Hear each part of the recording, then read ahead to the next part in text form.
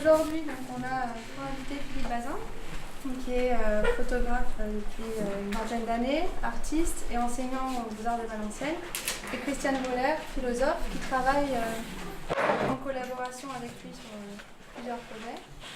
À un moment donné, évidemment, j'ai pris en compte le fait que j'avais fait tout ce travail sur ces vieillards dans des lieux institutionnels qui avaient une puissance de marquage très fort sur les gens, sur les corps des gens et sur leur visage. C'est-à-dire que l'institution, par son organisation, par la sécurité qu'elle apporte, mais aussi par les contraintes, voire la violence qu'elle produit sur les gens, transforme les gens, y compris physiquement, et ça me marquait énormément et ça m'intéressait énormément.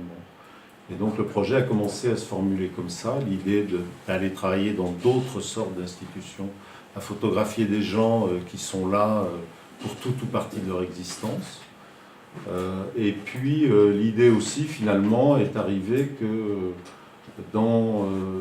que toutes ces institutions qu'on s'est créées largement depuis moins d'un siècle, eh bien, pouvaient maintenant, à la fin du XXe siècle, prendre en charge quasiment toute l'existence de quelqu'un, de la naissance à l'hôpital jusqu'à la mort dans une maison de retraite pour gravataire, en passant par la crèche, l'école, l'usine, l'hôpital, l'armée, la maison de retraite, etc., etc.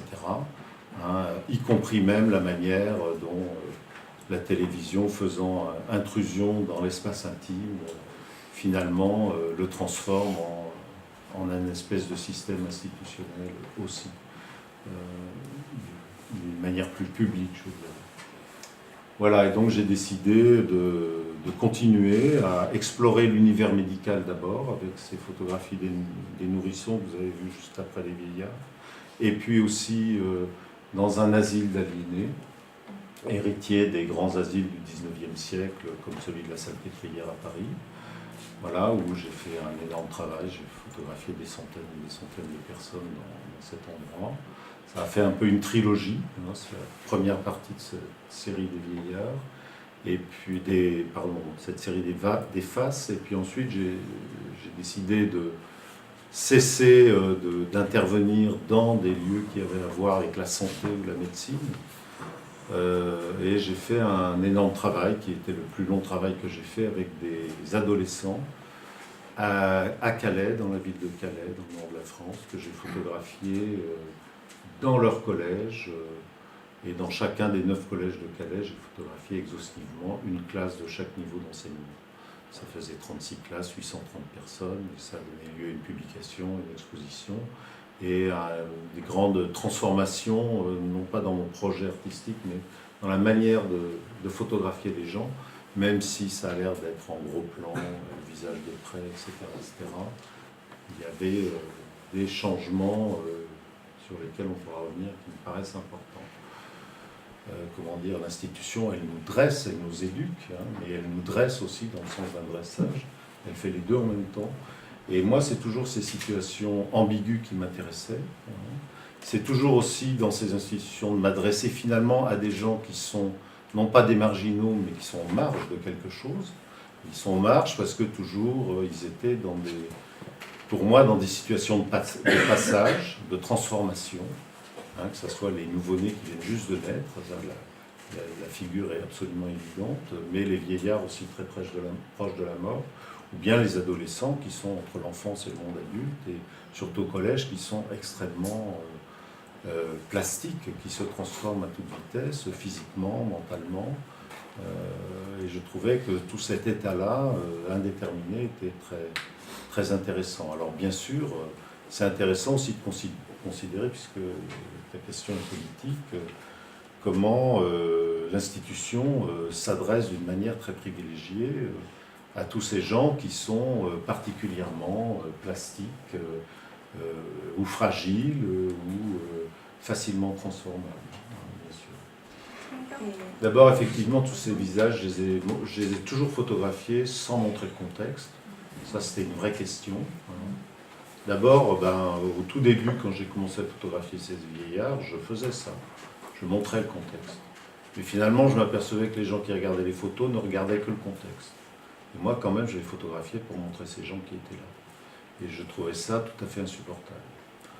Et donc à un moment donné, j'ai vraiment compris que je devais être prêt, que toutes mes prises de vue qui étaient faites avec mon 24-36, je devais les recadrer en carré, que c'était une manière de cerner le visage et de lui donner une présence maximum dans l'image à l'exclusion de toute autre chose, si ce n'est la perception de la matière des choses qui pouvaient environner les gens, la matière des draps ou des vêtements ou d'un fauteuil, mais pas de les voir en tant qu'objet et donc de les éliminer en tant que, élément anecdotique de l'image.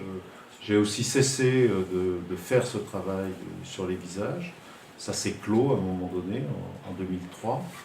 J'ai trouvé le moyen de le publier aussi récemment. Et j'ai commencé à travailler d'une autre manière sur cette question institutionnelle et d'une autre manière sur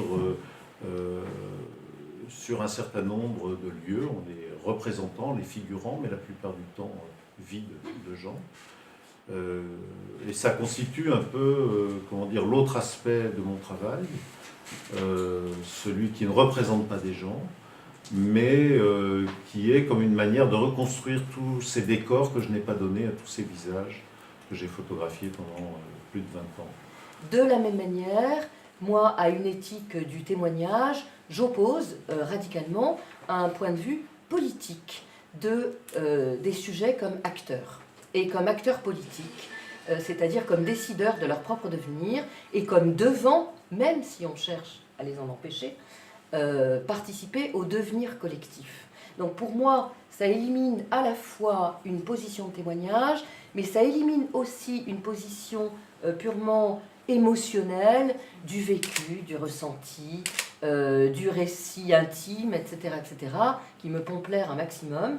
Donc il s'agit de voir que ce qui est notre intimité, et ce que nous considérons à tort comme notre intimité, bien qu'elle existe aussi, bien sûr, mais ce que nous considérons très souvent comme relevant strictement de notre intimité, relève toujours d'un rapport au collectif. Et c'est là où on rejoint cette problématique de l'institution, qui a été abordée par Philippe. L'institution, c'est effectivement du collectif, mais c'est du collectif producteur de subjectivité. Pour moi, il n'y a pas de style dans la photographie, il n'y a pas de forme préalable qu'il faut projeter sur quelque chose. Il y a à trouver une forme qui exprime ce qu'on veut montrer, ce dont on veut parler. Donc, de mon point de vue et dans la manière dont je travaille, en tout cas, il s'agit pour chaque nouveau projet d'être, un peu perméable à ce qui arrive en face de soi et disponible pour trouver la forme qui va exprimer ce qui arrive. Donc la forme des photographies des antichambres est très différente de celle d'Enfari, comme ça peut être très différent sur le travail que j'ai fait sur le mur de séparation à Chypre, à Nicosie précisément, ou pour un certain nombre d'autres projets que j'appelle documentaires. Je dirais, en opposition à quelque chose qui concernerait un reportage. Voilà. Donc, il y a cette disponibilité à trouver, et cette disponibilité, elle passe aussi, comme tu disais très bien, par la question de l'appareil photographique. Bien sûr, un appareil, c'est un appareillage, c'est quelque chose qui s'interpose entre nous et le monde, et qui va transformer la manière qu'on a de le percevoir et la manière aussi qu'on a de le restituer. Moi, souvent, j'ai l'impression qu'il y a un appareil différent pour chaque projet, c'est nécessaire. Et aussi, réciproquement, le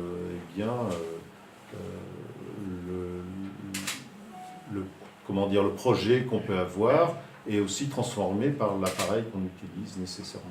Formé par l'appareil qu'on utilise. Je peux le prendre par le biais où un jour on m'a demandé ce que vous vivez de vos photographies. Donc je dis oui, bien sûr, mais pour moi, enseigner la photographie dans une école d'art ou faire un travail d'artiste, finalement, c'est les deux faces d'une même pièce de monnaie.